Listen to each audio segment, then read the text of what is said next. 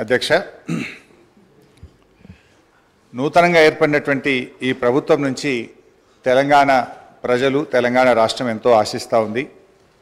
Congress party ఎన్నో ఆశలు కల్పించడంతో ప్రజలు వాటిని నమ్మి అధికారంలోకి తెచ్చారు. ప్రజలు వారిపై పెట్టుకున్న నమ్మకాన్ని నిలబెట్టుకోవాలని, వారి పాలనలో తెలంగాణ మరింత అభివృద్ధిని, సంక్షేమాన్ని, ఉన్నతిని సాధించాలని బీఆర్ఎస్ పార్టీ ఆకాంక్షిస్తుంది. రాజకీయ కారణాల రీత్యా కాంగ్రెస్ నాయకులు అవునన్నా కాదన్నా, ఒప్పుకున్నా ఒప్పుకోకపోయినా తెలంగాణ రాష్ట్రం ఆర్థికంగా బలపడడానికి బీఆర్ఎస్ ప్రభుత్వం బలమైనటువంటి పునాదులు వేసింది. సువిశాలమైన ప్రగతి దారులను నిర్మించింది. కొత్త ప్రభుత్వం ఆ దారుల వెంట ముందడుగు వేస్తూ ప్రజలే కేంద్రంగా పనిచేయాలన్నటువంటిది మా కోరికే కాదు, ప్రజల కోరిక కూడా.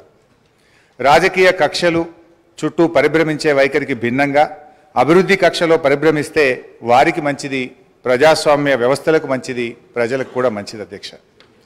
కానీ ఈ సభలో మొన్న ముఖ్యమంత్రి గారు మాట్లాడినటువంటి తీరు కానీ, ఈ శ్వేతపత్రం తీరును చూస్తుంటే ప్రజలు, ప్రగతి అనే కోణం కన్నా రాజకీయ ప్రత్యర్థుల మీద దాడి, వాస్తవాల వక్రీకరణ కోణమే కనబడతా ఉంది అధ్యక్ష.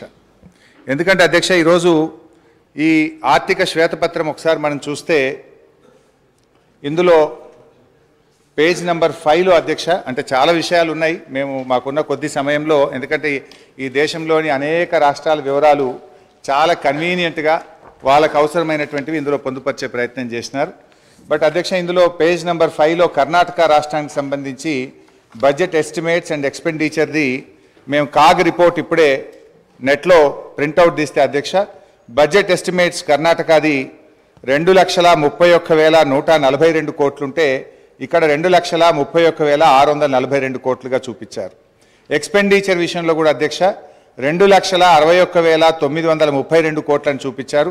కానీ కాగ్ రిపోర్టు నివేదిక ఆధారంగా ఎక్స్పెండిచరు 2,54,525 కోట్లు, అంటే దాదాపు 7,000 కోట్లు ఎక్స్పెండిచర్ ఎక్కువ చూపించినట్టుగా ఈ కాగ్ రిపోర్ట్ను బట్టి చూస్తాం. అంటే మొత్తంగా తప్పుల తడకతోని ఈ వివరాలను వాళ్ళు పొందుపరిచిండ్రు.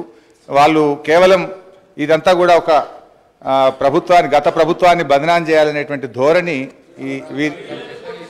కనబడతా ఉంది అధ్యక్ష. అదేవిధంగా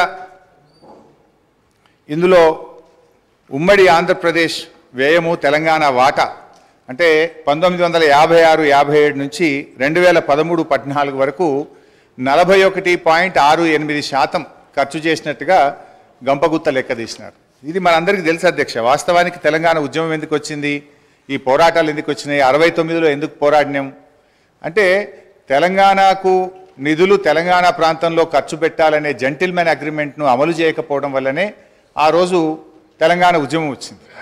అంటే దాని మీద గతం మీ కాంగ్రెస్ పార్టీయే, అప్పుడున్నటువంటి కాంగ్రెస్ ప్రభుత్వాలు మరి చాలా కమిటీలు వేసినారు.